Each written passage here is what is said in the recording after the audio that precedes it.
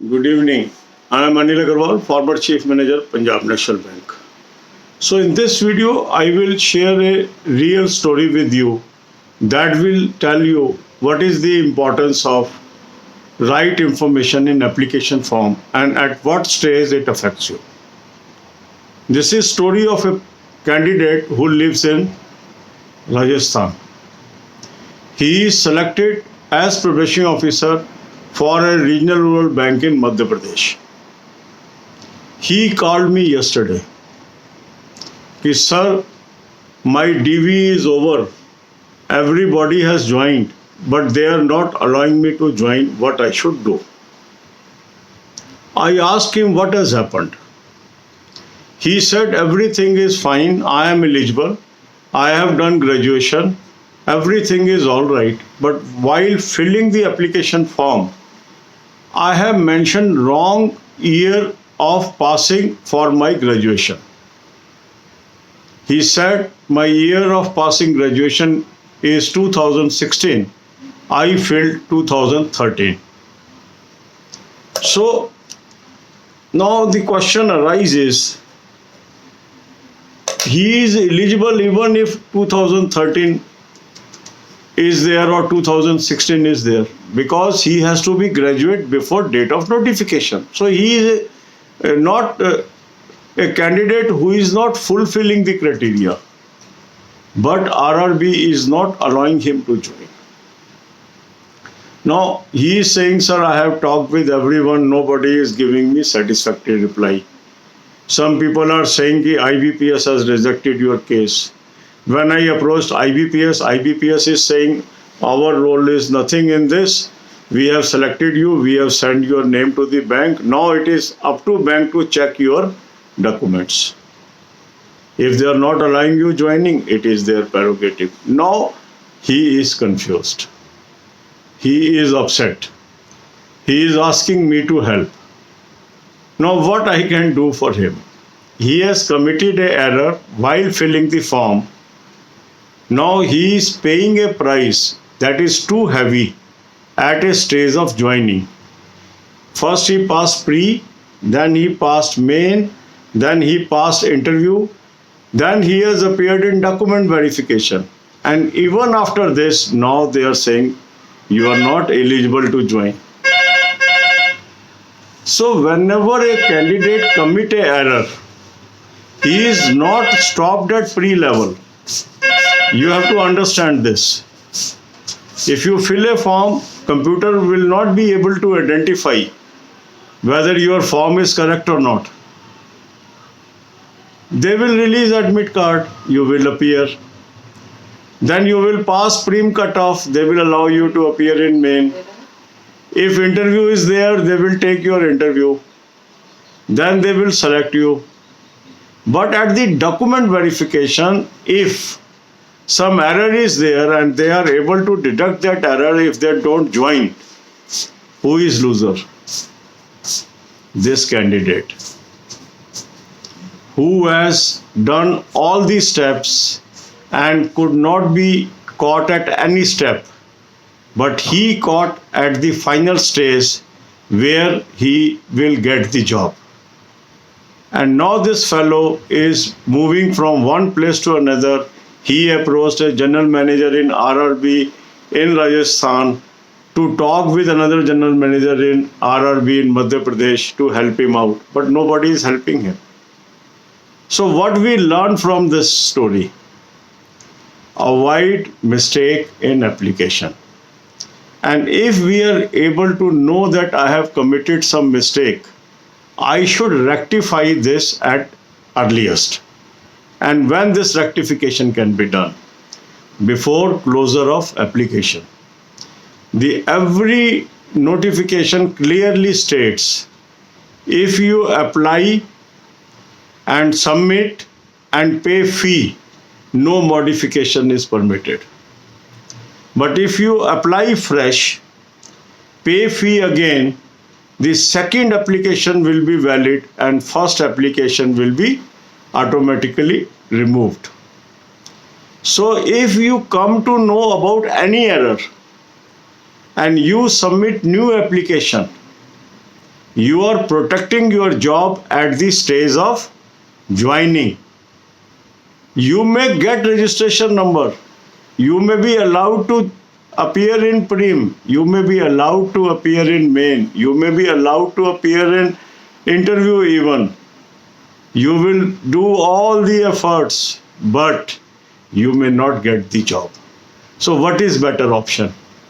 Whether to correct the error at this stage or live with the error in a word of suspense till you get the job. Choice is yours. Man become wiser by experience. Man learns from the mistake of others. If you want to learn, fine enough. If you don't want to learn, fine enough. Choice is yours. I am narrating a story of a candidate of RRB, selected from RRB MP and living in Rajasthan. And this episode has taught us a lot of lessons. Some people will say, I have submitted the application, I have got the registration number, I have no worry. You will get the admit card also. You will appear in the exam also. You will pass the exam also. The real question is, will you be able to join the job? That is the important question. Choice is yours. अब यही बातें हम हिंदी में करेंगे. काफी लोगों के मन में एक प्रश्न है कि अगर मुझसे कोई एप्लीकेशन में गलती हो गई तो मुझे क्या करना चाहिए. अब पहली चीज तो ये है, मैंने फॉर्म भरा, गलती हो गई और मुझे पता ही नहीं है गलती हो गई, तो मैं कुछ भी नहीं कर सकता.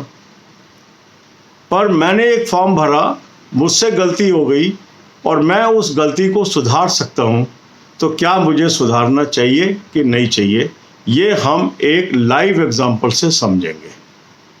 कल मेरे पास एक फ़ोन आया. ये लाइव एग्जांपल है एक कैंडिडेट का जिसका सिलेक्शन हुआ है प्रोबेशनरी ऑफिसर्स में RRB मध्य प्रदेश से.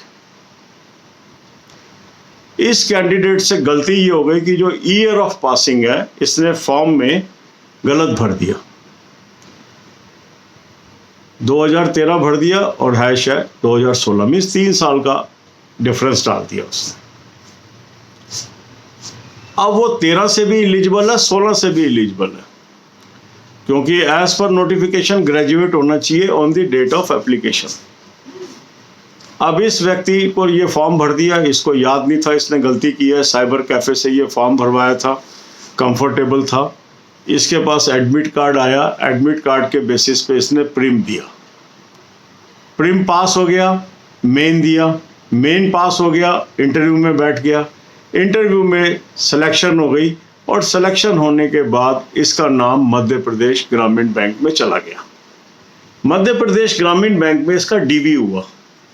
डीवी के बाद ये घर आ गया. डीवी में पता लगा कि इसने ईयर ऑफ पासिंग गलत भरा है. अब ये इंतजार करता रहा ज्वाइनिंग का. सब कैंडिडेट की ज्वाइनिंग हो गई, इसका ज्वाइनिंग लेटर नहीं आया. चिंता शुरू हो गई. इसने वहाँ पता किया, उन्होंने कहा कि हमारे हाथ में कुछ नहीं है, IBPS ने आपका रिजेक्शन कर दिया, आप IBPS से बात करिए. इसने IBPS बात की. IBPS ने किया, हमारा तो कोई रोल ही नहीं है, हम तो सेलेक्टिंग एजेंसी हैं, हमने आपको सेलेक्ट किया, आपका नाम बैंक को भेज दिया, अब बैंक जाने उसने आपको ज्वाइन कराना है कि नहीं कराना है. उसने फिर बैंक में बात की. अब बैंक कह रहा है कि हम इसमें कुछ नहीं कर सकते. उसका कल मुझे फ़ोन आया कि सर अब मुझे सलाह दो कि मैं क्या करूं, किसको मिलूं, मेरी मदद करो, मेरी लगी लगाई नौकरी नहीं लग रही. एक छोटी सी गलती से एक ईयर ऑफ पासिंग ही तो गलत भरा है, मैं तो एलिजिबल हूं, फिर ये मुझे ज्वाइन नहीं करा रहे, अब मैं क्या करूं. अब मेरे पास तो इसका कोई आंसर नहीं है और ना मेरे पास कोई सलूशन है, क्योंकि गलती किया, अब उनकी मर्जी है, उस गलती को वो माफ़ करें या मान लें. अब उसने एक जनरल मैनेजर है राजस्थान में ग्रामीण बैंक के, उनको रिक्वेस्ट की कि वहाँ के जनरल मैनेजर से बात करके मेरी ज्वाइनिंग करा दो. वो फ़ोन मिला रहे हैं, वहाँ के जनरल मैनेजर कुछ उनको आंसर नहीं दे रहे. लड़का परेशान है. अब क्या करे, कुछ नहीं कर सकता. किसी भी स्टेज पे गलती नहीं पकड़ी गई मगर ज्वाइनिंग नहीं हुई. तो उसने फॉर्म क्यों भरा था? प्री में बैठने के लिए, मेन में बैठने के लिए, इंटरव्यू देने के लिए या नौकरी करने के लिए? यदि एक छोटी सी गलती से उसकी नौकरी नहीं लगी तो इससे हमें क्या लेसन मिलता है कि यदि मुझे पता लग गया है कि मेरे से फॉर्म भरने में गलती हो गई है तो जितनी जल्दी मैं उसको सुधार लूं तो ये मेरे हित में है, और अगर मैं इस गलती के साथ जीना चाहता हूं तो ये भी मेरी चॉइस है। इसमें किसी का कुछ नहीं बिगड़ेगा, किसी सलाहकार का कुछ नहीं बिगड़ेगा। बिगड़ेगा सिर्फ आपका, जब आप सारी स्टेजेस पास कर लोगे और इस गलती की वजह से आपकी नौकरी नहीं लगेगी। तो अब आपके पास दो ऑप्शन है। एक तो ये है कि अब मुझे गलती पता लग चुकी है, मैं गलती अपनी ठीक कर लूँ। ठीक करने का तरीका नोटिफिकेशन में बताया हुआ है कि यदि आपने फॉर्म भर लिया है, फॉर्म आपने सबमिट कर दिया है, फीस पे कर दी है, अब इसमें कोई एडिशन मॉडिफिकेशन नहीं हो सकती।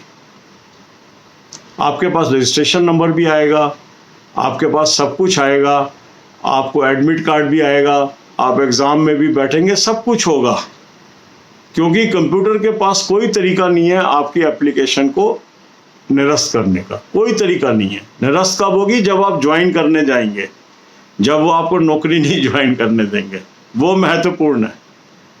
तो अभी आपकी कोई एप्लीकेशन रिजेक्ट नहीं होगी, कोई आपको मेल नहीं आएगी रिजेक्शन की। मेल किसकी आएगी? अगर आप पूछते हैं उनसे कि सर मेरे से गलती हो गई, मुझे क्या करना है, तो वो आपको यही जवाब देंगे, आप ठीक इन्फॉर्मेशन दीजिए। इसका अर्थ क्या है कि आपको अपनी एप्लीकेशन दोबारा सबमिट करनी चाहिए, क्योंकि ये प्रोविज़न है, ये उसमें उन्होंने साफ लिखा हुआ है कि अगर एक आदमी एक से अधिक एप्लीकेशन लगाएगा तो जो बाद वाली एप्लीकेशन है वो मानी जाएगी, और जो पहले की एप्लीकेशन है वो ऑटोमेटिकली उसकी ख़त्म हो जाएंगी।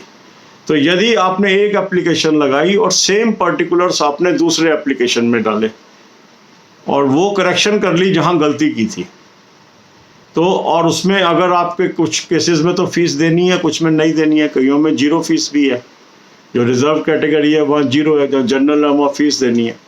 तो आपकी जो फीस पहले एप्लीकेशन की है वो फोरफिट हो जाएगी, सेकंड की वैलिड हो जाएगी।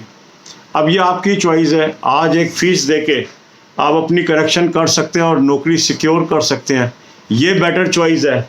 या रिस्क लें कि हम नहीं चेंज करेंगे अपनी एप्लीकेशन को, हमें तो वो एग्ज़ाम में बैठने दे रहे हैं, हम एग्ज़ाम में बैठेंगे, फिर हम मेन में भी बैठेंगे, फिर हम सेलेक्ट भी हो जाएंगे, मगर बैंक मुझे ज्वाइन नहीं कराने देगा। ये आपकी चॉइस है।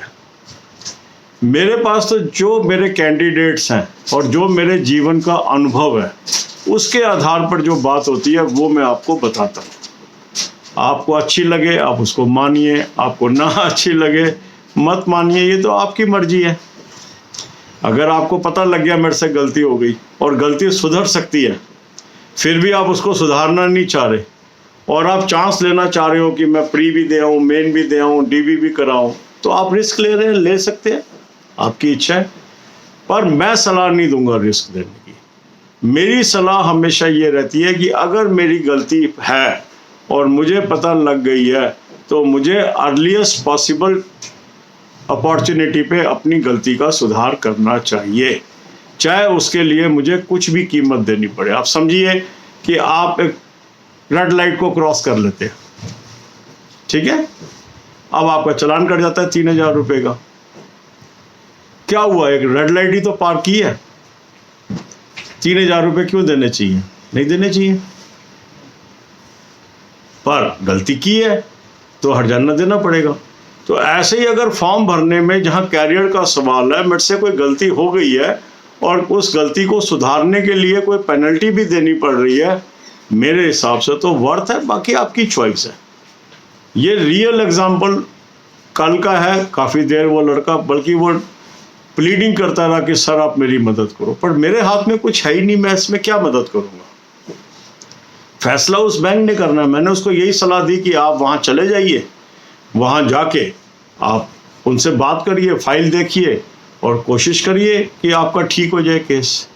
अब वो राजस्थान से मध्य प्रदेश जाने की स्थिति में नहीं है, चारों तरफ लॉकडाउन है, कोरोना का इतना बड़ा प्रॉब्लम है, अब वो ना जा पा रहा है ना उसकी समस्या हल हो रही। Choice is yours. God bless you all.